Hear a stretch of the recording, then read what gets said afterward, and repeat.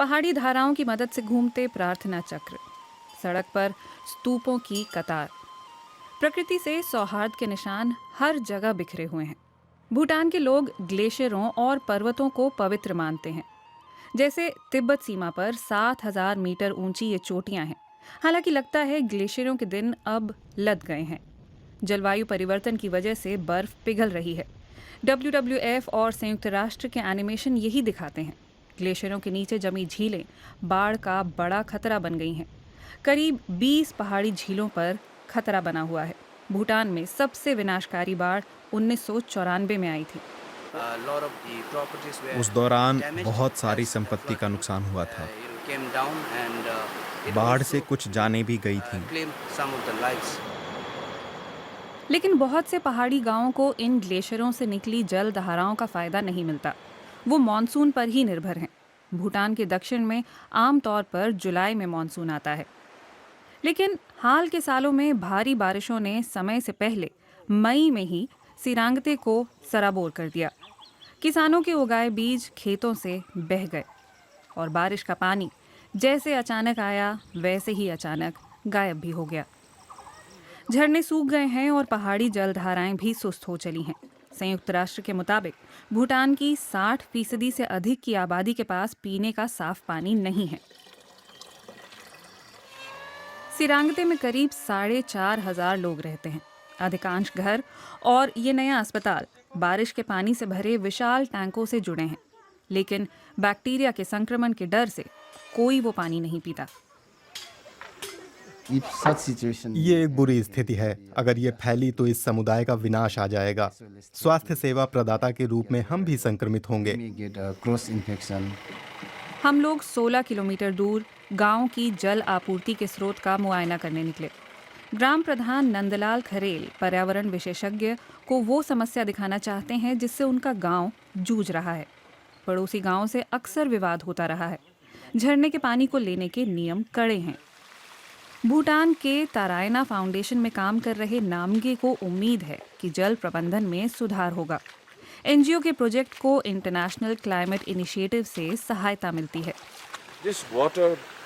ये पानी दूसरे समूह का है। कई साल पहले इस पर समझौता हो चुका है कि फसल उगाने और दूसरी भी चीज़ों के लिए पानी सब में बटेगा। लेकिन सिरांगते में भी 400 घर हैं। 4 से 5,000 की आबादी है। यही पानी उनका भी सहारा है। वे कम से कम हमें पीने का पानी लेने देते हैं, लेकिन ये समाधान नहीं है। हमारा स्रोत दिन ब दिन सूख रहा है। जलवायु परिवर्तन, जंगल कटने और सड़क निर्माण जैसी बहुत सी चीजों की वजह से ऐसा हो रहा है। सिरांगते सेंट्रल स्कूल के छात्रों पर भी असर पड़ा है। 860 विद्यार्थियों के पास नहाने और कपड़े धोने के लिए सिर्फ एक जल स्रोत है। पीने का पानी सिर्फ रसोई में आता है। विद्यार्थी नहाने और टॉयलेट को फ्लश करने के लिए पानी की बाल्टियां लेकर आते हैं।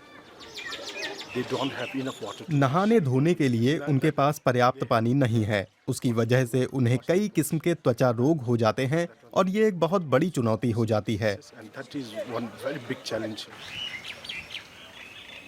भारत की सीमा के पास भूटान की इस संकरी घाटी में सब ट्रॉपिकल क्लाइमेट है।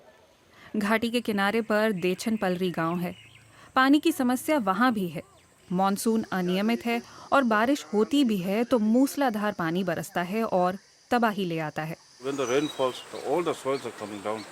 बारिश के साथ सारी मिट्टी भी बह जाती है, भूस्खलन की तरह। उससे जल स्रोत तबाह हो रहे हैं।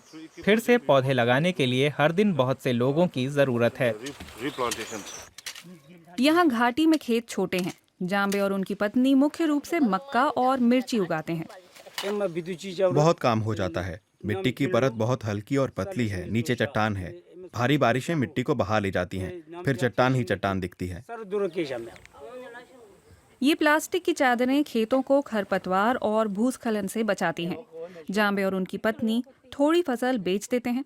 मिर्च और इलायची का अच्छा खासा पैसा मिल जाता है। गांव ने खेतों की सिंचाई के लिए एक पानी का टैंक बनाया है। पहाड़ों से पानी प्लास्टिक के पाइपों के जरिए आता है, लेकिन भूस्खलन में अक्सर वो टूट जाते हैं। फिर हाथियों का उत्पात भी है। वे कमोबेश हर रात गांव में घुस आते हैं।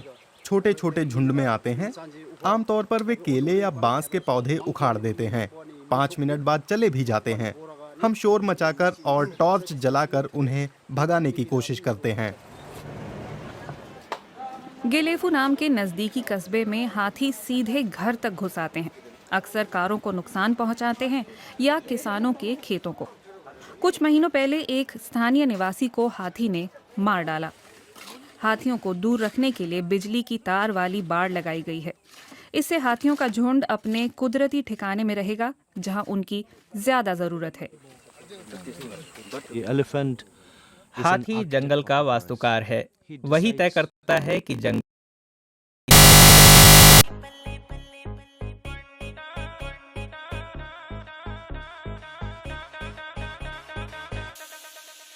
मेरे सिर पे